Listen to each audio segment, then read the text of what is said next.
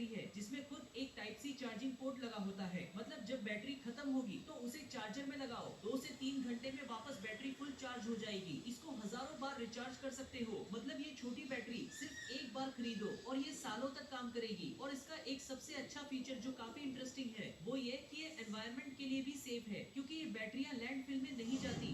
अब जापान इतना स्मार्ट हो ही गया है तो इनके लंच बॉक्स भी कम नहीं है। इनके लंच बॉक्स में एक स्पेशल फीचर होता है जिससे आपको सिर्फ 2 से 3 मिनट में आपका खाना बिल्कुल गर्मा गर्म मिल जाता है। ये लंच बॉक्स देखने में तो बिल्कुल नॉर्मल लगता है, लेकिन इसके साइड में एक धागा लगा होता है। जैसे ही तुम उस धागे को खींचते हो, बॉक्स के अंदर एक केमिकल रिएक्शन शुरू हो जाता है जिसकी वजह से सिर्फ 2 से 3 मिनट में तुम्हारा खाना बिल्कुल फ्रेश और गर्म हो जाता है। ये प्रोडक्ट खास तौर पर ऑफिस वर्कर्स और ट्रैवलर्स के लिए बनाया गया है ताकि उन्हें कहीं भी अपना खाना बिल्कुल फ्रेश और गर्म मिल सके। मुझे तो ये लंच बॉक्स काफी पसंद आया। बाकी दुनिया में कन्वीनियंस स्टोर्स का मतलब होता है चिप्स, कोल्ड ड्रिंक्स और इंस्टेंट नूडल्स, लेकिन जापान के 7-Eleven जैसे मार्ट्स में जाओ तो तुम्हारी पूरी न्यूट्रिशन की जरूरत भी पूरी हो सकती है।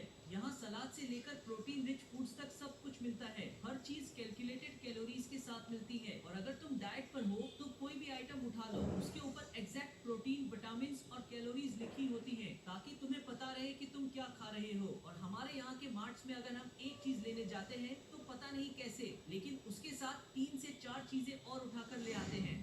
जापान की उसी मार्ट की शेल्फ पर एक और चीज नोटिस करोगे, यहाँ जो स्नैक पैकेट में दिखता है एग्जैक्टली वही अंदर मिलता है। एग्जैक्ट सेम शेप और सेम साइज। अब ये कोई रूल्स या पॉलिसी नहीं है, क्योंकि वहाँ की कंपनियां लोगों से ज्यादा डरती है। जब ये कंपनियां मार्केटिंग करती है तो वो ये दावा देती है कि जो पैकेट पर है वही अंदर भी मिलेगा। अगर पैकेट पर जो दिखाया वो अंदर नहीं मिला तो कंज्यूमर का ट्रस्ट टूट जाएगा, और वहाँ ट्रस्ट टूट जाए तो सेल्स पर सीधा असर पड़ता है। इसीलिए जो दिखाओ वही दो, यही रूल वहाँ की कंपनियां खुद से फॉलो करती हैं।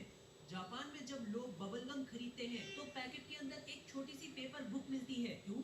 क्योंकि बबल गम खाने के बाद कई लोग उसे कहीं भी चिपका देते हैं, बेंच के नीचे, दीवार पर या सीट पर। और इसी प्रॉब्लम का सोल्यूशन उन्होंने एक छोटी सी बुक पैकेट में देना शुरू कर दिया। इनकी गवर्नमेंट ने कहा कि हर पैकेट में वेस्ट पेपर दो ताकि कोई भी बबल गम खाने के बाद उसे उस पेपर में रैप करके डस्टबिन में फेंक सके। वो नहीं चाहते कि उनकी कोई भी जगह गंदी या खराब दिखे। वैसे अगर आप भी बबल गम खाकर उसे कहीं भी फेंक देते हो या कहीं भी चिपका देते हो तो ये काफी गलत बात है, क्योंकि हमारी नन्ही सी चिड़िया उसे खाना समझकर खाने की कोशिश करती है और इससे उनके मुंह में वो गम चिपक जाता है और ये गम इतना खतरनाक हो सकता है कि उसकी वजह से उनकी जान भी चली जाए। तो आप भी इस पेपर वाले ट्रिक को जरूर यूज करें, भले ही आपके बबल गम के पैकेट में ये पेपर बुक मिले या न मिले।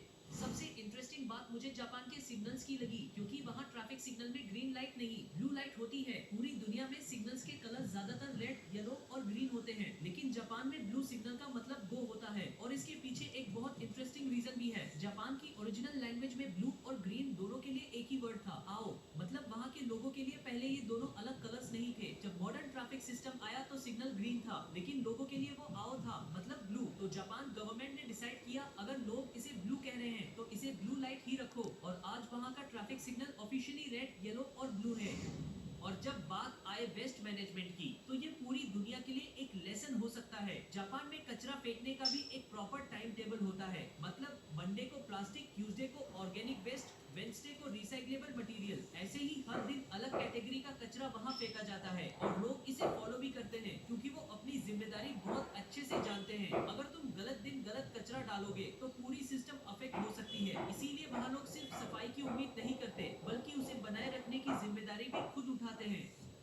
अब जापान की तारीफ तो बहुत कर ली, लेकिन वहाँ के लोग बस एक चीज से इतने ज्यादा चिपके रहते हैं कि उनकी जिंदगी का बड़ा हिस्सा उसी में निकल जाता है। मैं उन लोगों की बात कर रहा हूँ जो फोन को एक सेकंड के लिए भी नहीं छोड़ना चाहते, यहाँ तक कि नहाते वक्त भी नहीं, खाना खाते वक्त, चलते वक्त, घर जाते वक्त बस फोन देखते रहते हैं। अब वहाँ के इंजीनियर्स तो खाली बैठे थे, उन्होंने इस बात को सीरियसली ले लिया और एक वाटरप्रूफ फोन कवर बना दिया। इसमें फोन डालो, स्क्रीन को बंद करो और फिर चाहे जितनी देर तक नहा लो, गाने सुन लो और यहाँ तक कि वीडियो भी देख लो। लेकिन मैं YouTube वीडियोस की बात कर रहा हूँ, सब कुछ पूरी तरह सेफ रहता है। ये प्रोडक्ट सुनकर हंसी आती है, लेकिन ये एक रियल प्रॉब्लम का रियल सॉल्यूशन है। अब एक गैजेट की बात करते हैं जो सच में काफी काम की चीज है, खासकर बड़े लोगों के लिए जिन्हें झुकने में तकलीफ होती है। वहाँ एक स्पेशल गैजेट बनाई गई है सिर्फ मोजे पहनाने के लिए। इसमें बस अपना पैर डालो, गैजेट को हल्का सा पुश करो और मोजा खुद ब खुद पैर में स्लिप हो जाता है। ऑफिस वर्कर्स भी इसे इस्तेमाल करते हैं जब वो जल्दी में होते हैं, लेकिन ओरिजिनली इसे सिर्फ उनके लिए बनाया गया था जिन्हें खुद की देखभाल करना या झुककर